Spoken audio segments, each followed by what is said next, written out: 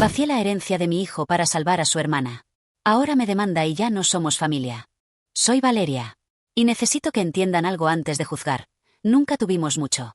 Mi esposo Rodrigo y yo criamos a nuestros mellizos, Sebastián y Camila, con lo que había. Sin lujos. Con la lógica simple de que si uno trabaja, si uno se sacrifica sin quejarse, la familia aguanta cualquier cosa.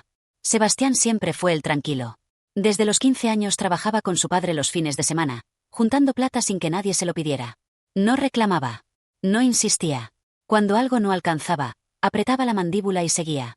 Así era él. Camila era distinta. Más sociable, más necesitada de espacio, de actividades, de cosas. Sus clases de cerámica, sus salidas, sus proyectos. No porque fuera mala persona, sino porque así venía. Y seré honesta, me costaba menos decirle que no a Sebastián, porque él nunca insistía. Eso, ahora que lo pienso, fue el primer error. Confundí su silencio con conformidad. El año en que cumplieron 17 compramos una moto entre todos. No era gran cosa, práctica, de trabajo. Rodrigo puso una parte. Sebastián puso sus ahorros de meses. Yo saqué lo que quedaba de un fondo que habíamos abierto hace años para la universidad de los dos. La idea era que la usaran ambos. Pero Camila la necesitaba más. Eso nos dijimos. Sebastián iba y volvía con su padre. Él entendía. Asintió sin decir nada. Y yo lo vi como madurez. Hoy sé que era otra cosa. Un martes por la tarde, Camila me dijo que no iba a usar la moto. Tenía cosas que hacer en casa. Pocas horas después me llamó un número desconocido. Hospital. Emergencia. Fui con Rodrigo sin saber que nos íbamos a encontrar. Camila estaba en una camilla con el cuello inmovilizado, sin sentir la pierna derecha. A su lado, su novio Lucas, con el brazo fracturado y un corte profundo en la frente. La moto. Irreconocible. Camila nos explicó lo que pudo entre lágrimas y morfina. Había dejado que Lucas la llevara un rato. Solo para cruzar unas cuadras. Él tenía licencia. Estaba sobrio. Era de confianza. Solo que algo falló en una curva, con un auto, con el asfalto mojado. El resultado estaba ahí, frente a mis ojos. Yo no podía hablar. Solo la miraba. El miedo todavía no había terminado de entrar cuando ya empezaba la culpa. Los médicos tardaron 2 días en decirnos la magnitud real. Daño en la médula espinal. Probabilidad alta de no volver a caminar. Tratamiento largo, costoso, sin garantías de resultado.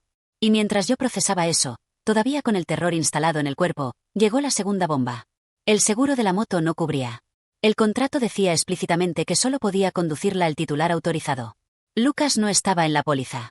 Conductor no autorizado. 2 palabras frías que borraron cualquier posibilidad de ayuda económica. Para terminar de hundirnos, una semana después recibimos una carta de los padres de Lucas. Nos demandaban por negligencia. Decían que su hijo quedó con daños permanentes. Que su futuro estaba arruinado. Que nosotros, como dueños del vehículo, éramos responsables por haberlo dejado usar a alguien no autorizado. Todo nos cayó encima al mismo tiempo. La deuda médica de Camila, el juicio de los padres del novio, y una hija que no podía levantarse sola de la cama ni bañarse sin ayuda. Yo tenía que contenerla mientras hablaba con médicos, abogados, terapeutas. Camila lloraba todas las noches. Usaba pañales. Me miraba con una culpa en los ojos que me partía el pecho. Y yo tenía que aguantar. Siempre aguantar. Vendimos lo que había. Primero el fondo universitario, ese que habíamos abierto para los dos. Después los ahorros de Sebastián, los que él había juntado trabajando con su padre durante 2 años.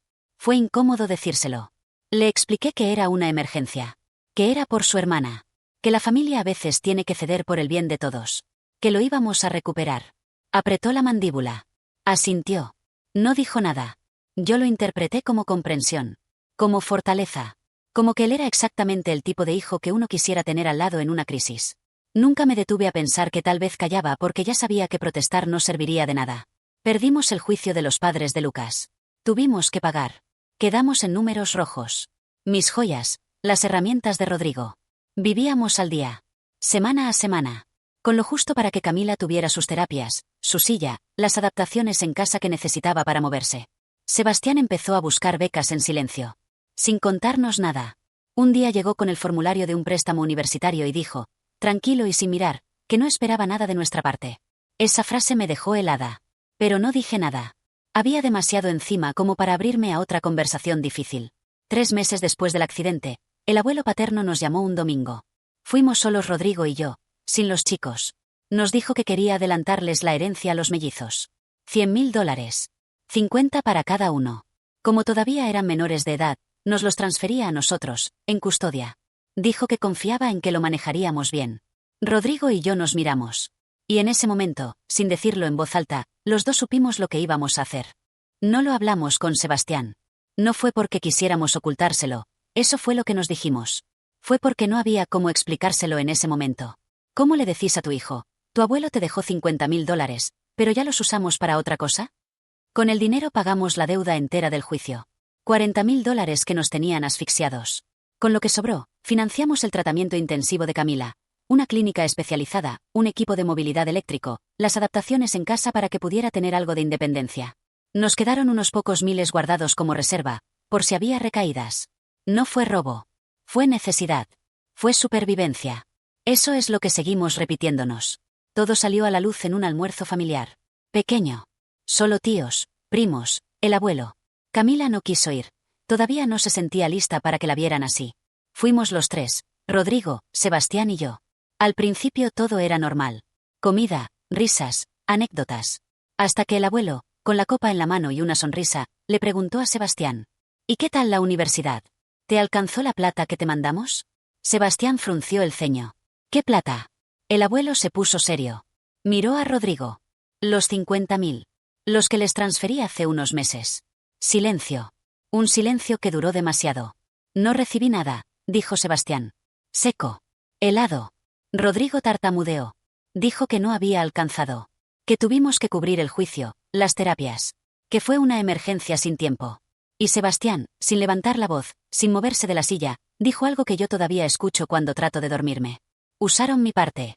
Yo me metí. Le dije que no fuera egoísta. Que todo lo que hicimos fue por su hermana.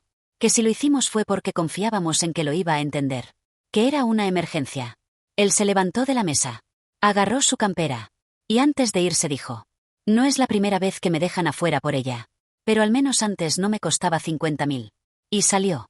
El abuelo se levantó en silencio. Fue hasta una cómoda, sacó un sobre blanco, volvió a la mesa y lo puso frente a Rodrigo. Esto es el comprobante de transferencia.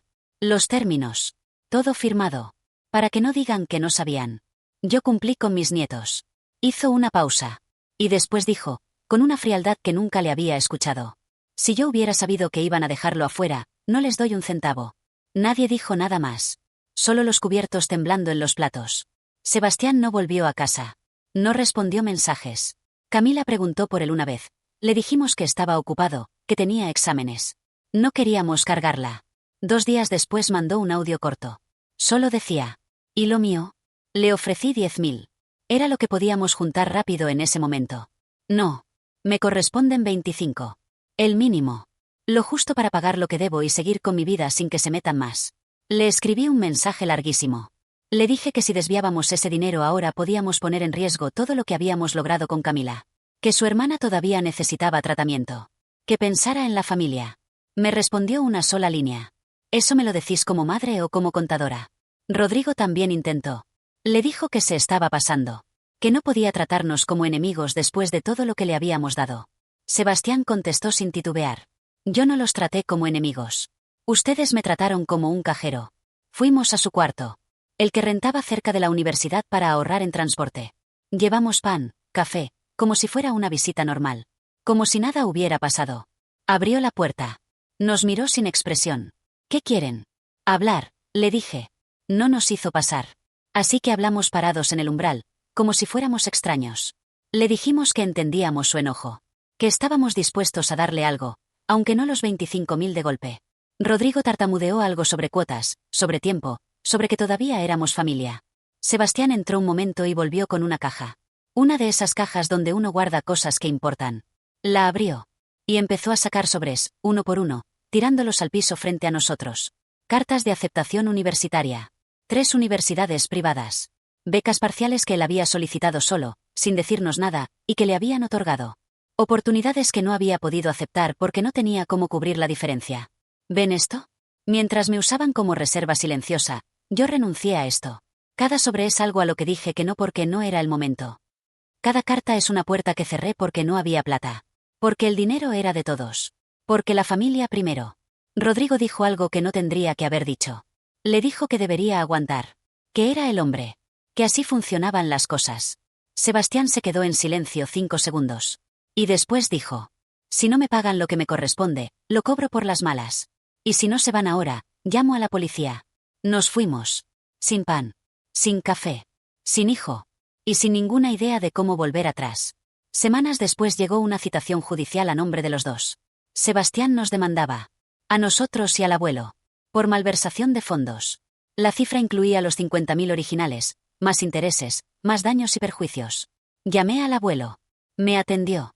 Le supliqué que lo frenara. Que éramos familia. Que esto se podía arreglar sin abogados. Silencio largo. Ustedes ya tomaron decisiones sin consultarlo. Ahora es su turno. Y cortó. Nuestro abogado fue directo. El dinero tenía un destinatario legal claro. Aunque las intenciones fueran buenas, moverlo sin informar al destinatario y sin dejar documentación era, técnicamente, malversación de fondos en custodia. Le expliqué las terapias. El juicio. La clínica. Me miró con una expresión que no era lástima sino algo peor. Comprensión técnica sin solución. El sistema no juzga intenciones. Juzga hechos. La sala tenía ese olor seco de los lugares donde la gente va a perder cosas. Sebastián llegó antes que nosotros. Camisa blanca, cara cerrada, sin un solo gesto hacia ninguno de los dos. A su lado, el abuelo. Impecable. Mirando hacia adelante. Nuestro abogado argumentó que el dinero se usó para una emergencia médica real, que no hubo intención de lucro, que se trató de una hija menor con una condición crítica, que ningún párrafo de la ley obliga a una madre a proteger una transferencia bancaria mientras su hija no puede caminar. El abogado de Sebastián fue distinto. Letal. Mostró fechas, montos, movimientos bancarios. Dijo que el dinero fue ocultado al destinatario. Que no hubo consentimiento. Que la tutora actuó sin documentación y sin aviso. Que eso, por definición, es malversación. El abuelo declaró con voz tranquila, sin temblores. Dijo que ese dinero era para que sus nietos pudieran estudiar y progresar. Que si hubiera sabido que se iba a usar todo para uno solo, no lo hubiera entregado nunca. No nos miró ni una vez. Me tocó a mí. Expliqué todo desde el principio. Hablé de las noches sin dormir, del miedo de perder a Camila no solo físicamente sino también emocionalmente. De que no lo hicimos para lastimar a Sebastián. De que lo hicimos para salvar a su hermana. De que lo hicimos por todos, incluso por él, el juez. Porque no había tiempo. Porque todo se caía al mismo tiempo y necesitábamos actuar. ¿Y usted cree que su hijo se benefició de esa decisión? Sí. Porque si su hermana no se hunde, la familia se sostiene. Y eso lo beneficia a él también. El juez anotó algo. No dijo más en ese momento. La sentencia llegó después. Debíamos pagar. Más intereses. Más costas. Todo estipulado con números que dolían de leer. Al salir, Sebastián nos esperaba en la vereda. Quieto. Con los brazos cruzados. Me acerqué primero. Vamos a pagarte los 25. Como pediste desde el principio. Ya terminemos con esto. Ahora son 65. Nos quedamos sin palabras. Camila podría quedarse sin tratamiento. Eso lo sabes. Dije. Ese no es mi problema. Rodrigo le dijo que se estaba comportando como si nunca hubiéramos hecho nada por él. Que todo lo que le dimos, todo el esfuerzo de años, no podía borrarlo un número. Sebastián se encogió de hombros. Ustedes se comportaron como si yo no existiera. Estamos a mano. Y caminó. Despacio. Sin mirar atrás ni una sola vez. Vendimos lo que quedaba. La moto. Las joyas que no había vendido todavía. Hipotecamos la casa. Cada transferencia fue un recordatorio. Cada firma, algo que no volvería. Pero seguía repitiéndome lo mismo. No fue robo. Fue necesidad. Un mes después del último pago, Sebastián desapareció del todo. Sin mensajes, sin reacciones en redes, sin rastros. Como si hubiera decidido que existir cerca de nosotros ya no era una opción. Camila lo notó. Al principio preguntaba por él. Después dejó de hacerlo. Una noche la encontré mirando su celular, el chat con su hermano abierto, la pantalla iluminada, sin escribir nada. Solo mirando. Me dijo. Mamá, si yo me hubiera muerto, ¿también habrían usado su plata para enterrarme? No supe qué contestar. Le dije que no dijera eso. Pero lo pensé toda la noche. Y lo sigo pensando. En diciembre le escribí a Sebastián. Lo pensé mucho. Quería sonar cercana, no acosadora. Quería que supiera que lo necesitábamos. Ya pasó todo, Sebastián. Ya hiciste tu berrinche. Camila te extraña. Te guardamos tu plato favorito para Navidad. Vení, aunque sea un rato. Esto ya no tiene que doler más. No respondió. Lo que llegó, días después, fue una notificación judicial. Sebastián había solicitado una orden para que no pudiéramos usar su nombre como contacto médico o familiar. No autorizaba que lo incluyéramos en ninguna decisión legal ni sanitaria. Era su forma de decir, en el único idioma que le quedaba. Ya no soy parte de esto. Rodrigo leyó la carta. La dobló. Se encerró en el baño. No lo escuché llorar. Pero cuando salió tenía los ojos rojos y no dijo una sola palabra en todo el resto del día. Yo le mandé un último mensaje a Sebastián. ¿Cómo podés hacer esto? Tu hermana no te pidió nada. Nosotros lo hicimos por vos también. ¿De verdad preferís que termine así? No puedo creer que hayas llegado tan lejos. Nunca respondió. Y ahora camino por esta casa con el eco de lo que era. Paso por su cuarto que ya no huele a nada. Escucho a Camila llorar en silencio algunas noches y me muerdo la lengua, porque si hablo, la culpa la asfixia. Y aún así no creo haber hecho algo tan malo. Hice lo que tenía que hacer por mi hija. Por la familia. Por todos. Y si él no puede entenderlo, es porque nunca quiso entender. O eso es lo que me sigo diciendo. Comentario 1. No podías hipotecar la casa antes de tocar lo que no era tuyo. Le robaste el futuro y encima esperas que te lo agradezca. Valeria responde. Me dolió que un hijo al que crié con amor creyera que lo traicionamos a propósito.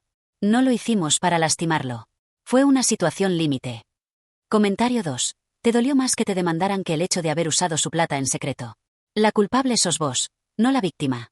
Comentario 3. Decirle que lo hiciste, por todos, mientras dejas a uno sin nada es manipulación emocional.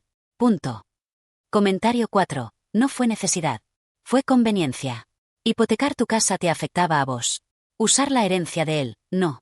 Valeria responde. A veces hay que tomar decisiones duras. Si algo es más accesible en ese momento, no lo haces por comodidad. Lo haces por supervivencia. Comentario 5. Tu hija tiene secuelas físicas. Tu hijo tiene traumas que ni sabes que existen. Y vos te lavas las manos con, yo hice lo que pude. Punto. Comentario 6. Escribirle, ya hiciste tu berrinche, es lo más cruel del post. Vos misma firmaste el final de esa relación con esa sola frase. Valeria responde. Fue una manera de decirle que ya era hora de sanar. ¿Qué ganábamos conseguir en el enojo? Comentario 7. No lo consultaste porque sabías que iba a decir que no. Sabías perfectamente que estaba mal y lo hiciste igual. Valeria responde. Tal vez habría dicho que no. Pero eso no cambia que no había tiempo. ¿Qué hacíamos? Esperar su firma mientras Camila se hundía. Comentario 8. Sebastián no se fue por la plata. Se fue porque entendió que para esta familia nunca fue una prioridad. Solo un recurso disponible. Comentario 9. No fue robo, fue necesidad. Decile eso al banco la próxima vez que vacíes una cuenta ajena sin avisar. Valeria responde. Una madre no es un banco. Una familia no se maneja como una cuenta. Si ven todo esto como números, no entendieron nada de lo que vivimos. Comentario 10. Lo peor no es lo que hicieron. Lo peor es que todavía no se arrepienten. Solo están enojados porque les tocó pagar las consecuencias. Si esta historia te ha gustado, suscríbete a Michhistorias de Reddit, activa la campanita y dale like, eso me ayuda a llegar a más personas. Miau.